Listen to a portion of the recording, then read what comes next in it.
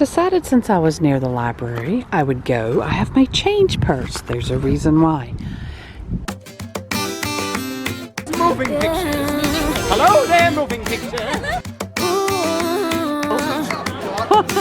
What's up, Doc? I've been all around the world.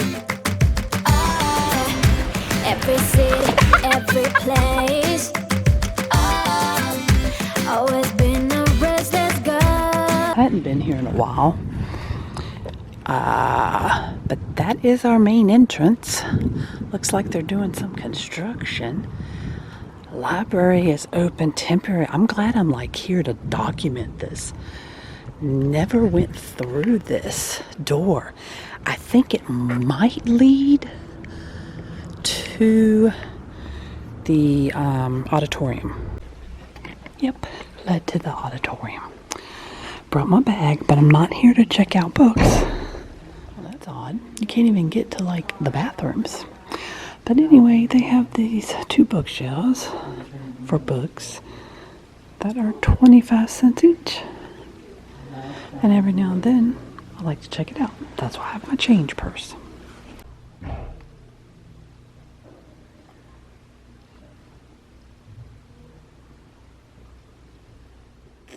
All right. Y'all ready to see what I got? Wow, I got out of there just in time because it is now 3:06 and now school kids are getting ready, or starting to come in as I'm like looking around. So it's getting ready to get wild up in the library. Are you ready for the haul?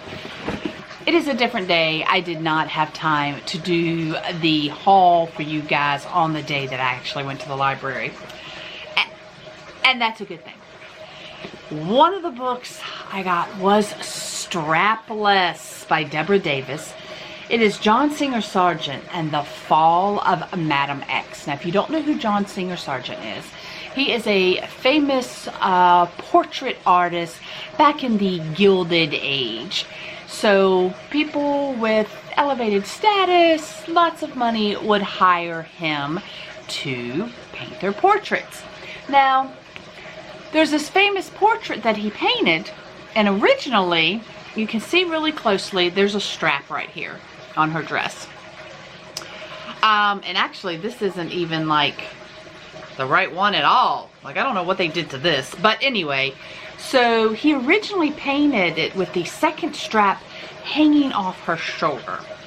And that produced like this huge scandal because everybody was like, that's too seductive. So he had to repaint it with the strap actually up. I am familiar with John Singer Sargent mainly because I love everything that has to do with the Biltmore House, the Biltmore Estate, George Vanderbilt. And there are actually 6 John Singer Sargent portraits inside of the Biltmore House. If you're not familiar with the Biltmore House, it is the largest privately owned house in America in Asheville, North Carolina. And so it was, you know, years later after I found out about those portraits inside of the Biltmore that I found out about Madam X and the whole scandal. So that is what this book is about. And I'm glad that I wasn't able to do the haul right away that day because I actually started reading this book. I am learning so much. I can't wait to give you, whenever I finish reading this, whether it's this month or next month, the whole lowdown on this book because it is really, really good. And there's something I'm doing that I normally don't do. I am a book collector. I do not write in books. I do not highlight books normally. But this one is so like, it's kind of, you know, showing its age. It's beaten up. It's been read many, many times. So I actually have been highlighting stuff. Like, it feels so weird to be highlighting in a book. I just don't do that. So, and I just, as I'm reading, I'm like, I want to remember this and I don't have time to write it in my journal. I'm just going to grab a highlighter and highlight it. Oh, and then I can go transfer it into my journal later. But that was number 1. And actually, it's the first one I saw when, like, you know, you had the 2 shelves. my eye just went straight to it, and I literally almost screamed. Like, I'm glad nobody was in there, because I'm sure there was a going on. Okay, let's see. I'm just grabbing out of the bag. Oh, okay. I got this for my mom. So the whole Reader's Digest, it's large print. That's the reason I got it for her, because she's blind in one eye, and so large print is just so much easier for her to read. I know that she'll like Nicholas Sparks' The Best of Me. Actually, I might read that.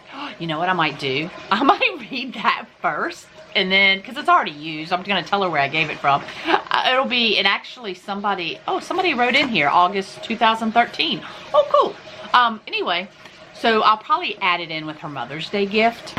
So, yeah, and then the other one, I don't know if she'll even read that one, but at least she has Nicholas Spark to read, and it will be an easy read because of that large print. So I love 25 cents. Oh gosh, love it. Okay. I fell in love with this cover. It is so, this was not in circulation. Actually, I don't think any of these were. Okay, so none of these were in circulation. These were just donated to the Friends of the Library, which I'm really happy about, because they don't have the Henderson County stamp on the pages. And I'm really happy that this one wasn't, but it is really showing some age. It has some discoloration on it. But The Wonderful Adventure of Niels, maybe how you pronounce it. You guys know. Open a book and see a map, and I am all over it. And I love this book plate. It's sad though. So this was given Christmas 1968, and it was to Jimmy from his pals, friends, and parents, mom and dad. So I'm like so curious, like why this person got a book from not just his mom and dad from Christmas, but from maybe his pals were his dogs, like his pets and friends. I don't know, like why was it from a whole bunch of people? I have no idea. But that's the kind of things that I see. Anyway, the reason I say it's sad is because when there's a personalization in the book and then it ends up, you know, given away that no family member wants it, it's sad for me. I think of it as sad. I know some people are like, but I'm just a sentimental person, so that's why. Anyway, so really neat illustrations. Oh, look at the eagle there. And it will be quite a while before I read this book, but it was more, I just love the outside of this. Okay, and again, not in circulation, which was great. This one was not in circulation. Okay, this is so cool. I love to decorate with old vintage books. A field guide to animal tracks. And then there's like a ruler. You see the ruler on the back here? So yes, there, that's beautiful. That right there, beautiful. Okay, so let's find, I mean, there are actually tracks. I mean, this, oh, what is that? Oh my gosh. Some of these animals, like, we would never have around here. But, and just some information. Oh my God, the rabbit. I will read this. I am so, that is so, the mouse. I mean, how cool, when my granddaughter gets a little bit older, we'll kind of go over this book. So whenever we're out and we see animal tracks somewhere, it even talks about some dung. So you can, so yeah, so when was this published? Let me tell you guys. Okay, so this is actually from,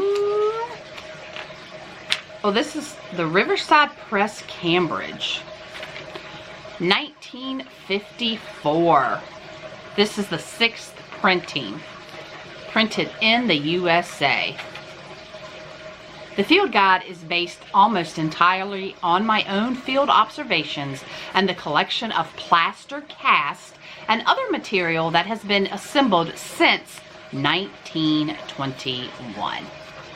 25 cents. Oh, I should go there more often. Okay, so if you watch my family channel, Life's a Whirlwind, you know we love to travel back roads, small towns, and just unique places.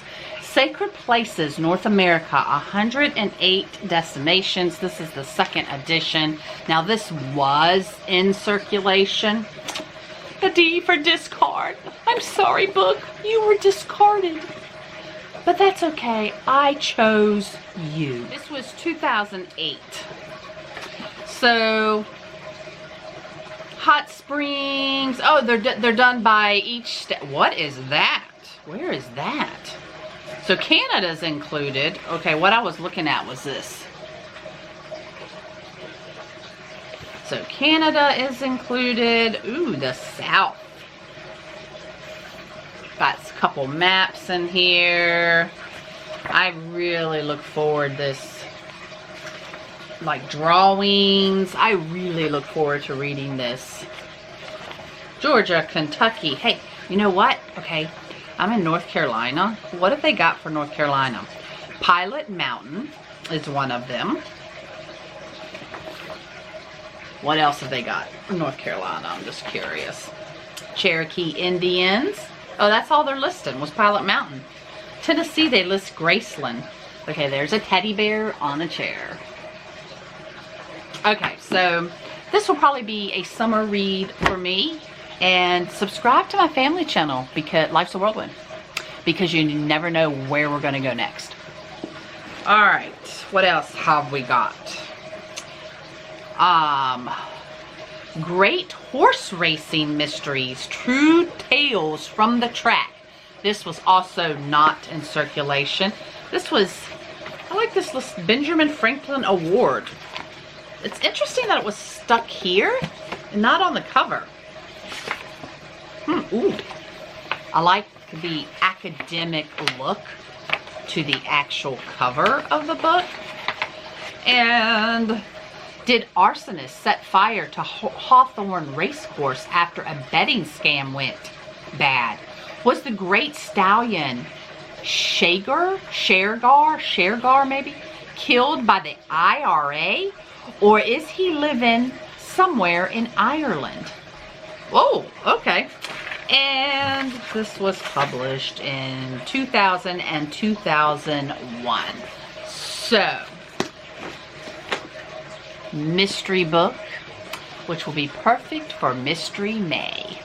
That's right, subscribe and hit the bell notification button so you know what each month's reading will focus on.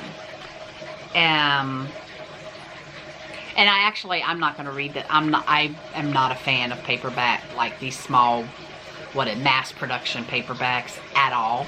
Like, I don't read them. I actually got this as a gift because it actually, it's never been read. There's no way this has been read. John Grisham, Playing for Pizza. Okay, actually, what is that? Rick Dockery was the third string quarterback for the Cleveland Browns. Oh yeah, that's right. Okay. And this was written in 2007. So this is actually a gift. All right. So $1.75. Can't beat that unless it was free. Would you have picked any of these books? Do any of these books interest you? Comment down below. And speaking of books, make sure you check out all my subscription unboxings. Once Upon a Book Club and The Wordy Traveler, you can get a discount by clicking on the link down below or using the coupon code down below. Now, I have to go unbox a Once Upon a Book Club subscription box. So I'm going to turn the camera off so I can grab that box and film another bookish video for you guys. Until the next page. Yeah.